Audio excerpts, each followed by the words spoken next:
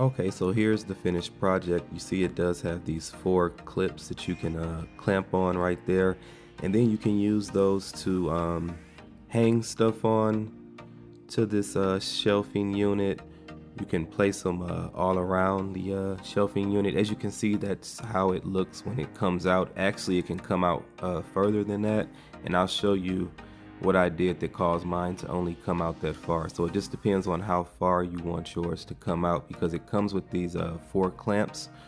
You put 2 at the bottom of each shelf, and then that determines how far it actually comes out. I think I put mine not far enough to come out far enough, so but once I put the clamps in there, it seems kind of hard to take them out. So that's one of the clamps, and that's the other one. So I think if I would have only put 1 clamp in there, it would have came out a lot further.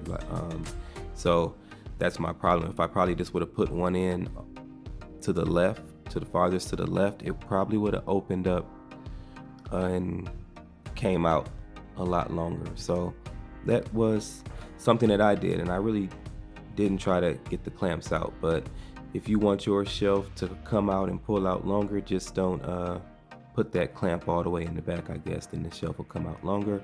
Hit the subscribe button, you guys. Thanks for watching. Peace.